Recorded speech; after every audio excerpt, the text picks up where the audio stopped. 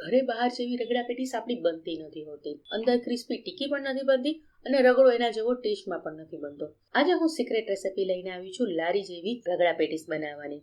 જો તમે આ રીતે એક વખત રગડા પેટીસ બનાવી લીધી ને તો ક્યારેય બહારની રગડા પેટીસ તમે નહીં ખાઓ એની ગેરંટી હું આપું છું. જો મસ્ત મજાની બની છે ને આપણી બહાર જેવી રગડા પેટીસ. તો ચાલો આજે બનાવી લઈએ મસ્ત મજાની લારી જેવી સિક્રેટ ટિપ્સ અને ટ્રિક્સ સાથે રગડા પેટીસ. તો આ માટે રગડા પેટીસ બનાવવા માટે આપણે અહીંયા ખાસ ધ્યાન રાખવાનું છે વટાણાને પલાળવાનું. વટાણાને એને મિનિમમ 12 કલાક સુધી તો પલાળેલા હોવા જ જોઈએ. મેં અહીંયા 1 કપ વટાણાને 12 કલાક સુધી પલાળી રાખ્યા હતા. જે સૂકા વટાણા આવે છે તે લીધા હતા અને પીળા કલરના લીધા હતા. તમે આની જગ્યાએ લીલા કલરના વટાણા લેવા હોય તો એ પણ લઈ શકો છો, થોડો કલરમાં ફરક પડશે. પછી આપણે એનું પાણી કાઢી નાખવાનું છે, ધોઈ નાખવાના છે અને પછી એને કુકરમાં ઉમેરી દેવાનું છે. સાથે મીઠું ઉમેરી દેવાનું છે અને 1/4 ચમચી જેટલી હળદર ઉમેરી દેવાની છે અને પાણી ઉમેરી દેવાનું છે. પાણી આપણે વટાણા ડૂબી જાય એટલું ઉમેરવાનું છે અને જો એમ ના ખબર પડે તો 2 થી 2.5 કપ જેટલું પાણી ઉમેરી દેજો. મેં અહીંયા વટાણા કરતાં થોડું વધારે પાણી રાખ્યું છે. તો હવે આપણે એને બાફવા મૂકવાનું છે. મીડિયમ ગેસ ઉપર 6 થી 7 વિસલ વગાડી લેવી અને પછી કુકરને એકદમ ઠંડુ થવા દેવું. કુકર ઠંડુ થઈ જાય પછી આપણે એનો વઘાર ચાલુ કરવાનો. તો વઘાર કરવા એક કડાઈમાં 2 મોટી ચમચી જેટલું તેલ ગરમ કરવાનું અને તેમાં 1 મોટી ચમચી આદુ મરચાં અને લસણની પેસ્ટ ઉમેરવાની. લસણ ના ખાતા હોય તો સ્કીપ કરી દેવાનું. આદુ મરચાં ઉમેરી દેવાના અને ધીમા ગેસ ઉપર આપણે એને અડધી મિનિટ સુધી સાતળી લેવાની.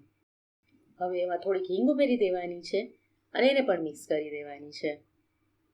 પછી આપણે જે વટાણા બાફીને રાખ્યા એ ઉમેરી દેવાના છે. આ માપથી તમે 3 થી 4 વ્યક્તિને સર્વ કરી શકો તેટલી રગડા પેટીસ બનીને આરામથી તૈયાર થઈ જશે. હવે આમાં અડધી ચમચી હળદર, અડધી ચમચી લાલ મરચું અને અડધી ચમચી જેટલું ધાણા જીરું ઉમેરી દેવાનું છે અને એને એક વખત પહેલા મિક્સ કરી લેવાનું. હવે આમાં આપણે રસોને ઘાટો કરવા માટે બાફેલું બટેકું ઉમેરીશું. ખાસ કરીને બાફેલું બટેકું ઉમેરજો જેથી રસો આપણો એકદમ ઘાટો થઈ જાય. અહીંયા મેં મીડિયમ કરતાં થોડું નાનું બટેકું લીધા હતા, 2 બટેકા બાફીને લીધા હતા. હંમેશા એમાં બાફીને અને ખમણીને બટેકા ઉમેરજો જેથી એક પણ કણી તમને બટેકાની ન આવે. હવે એને આવી રીતે સરસ પહેલા મિક્સ કરી લેવાનું છે આપણે.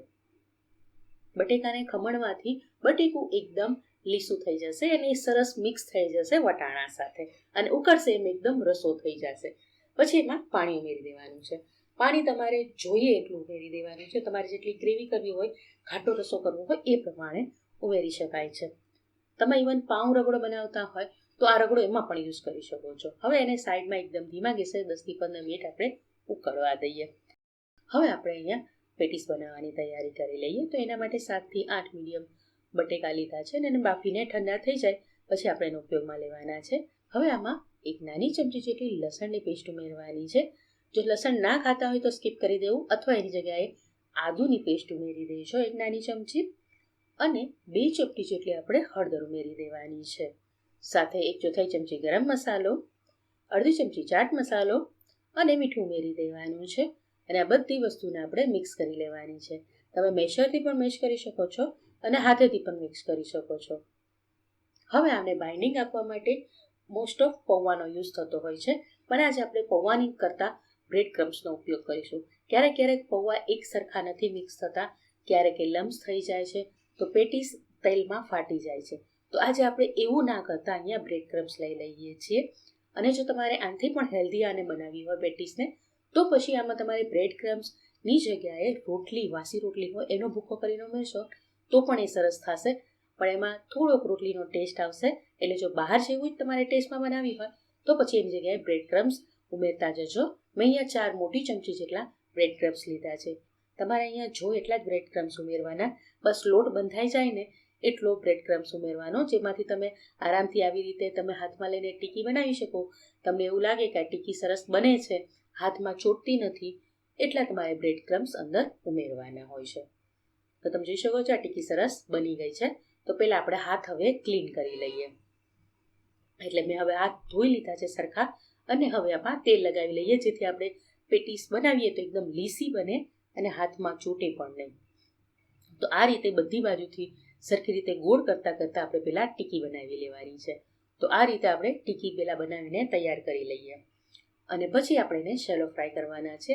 તો 5 થી 7 ચમચી જેટલું મેં તેલ મૂકી દીધું છે અને તેલ એકદમ સરસ ગરમ થઈ જાય એટલે આપણે એને મીડિયમ ટુ હાઈ ફ્લેમ ઉપર 4 થી 5 ટીકી એકસાથે તળવાની છે. વધારે પડતી ટીકી પણ એકસાથે ના તળતા મીડિયમ ટુ હાઈ ફ્લેમ ઉપર અહીંયા ટીકીને તમારે તળવાની છે અને 4 થી 5 જ એકસાથે તળવાની છે. અને બંને બાજુ આપણે ગોલ્ડન કલરની થાય ત્યાં સુધી તળવાની છે.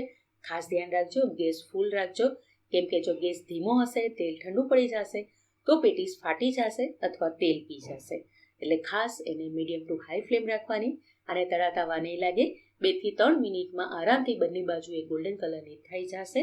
આવી રીતે બંને બાજુ ગોલ્ડન કલરની થઈ જાય એટલે આપણે નિતારીને એને લઈ લેવાની છે ટીશ્યુ પેપર ઉપર.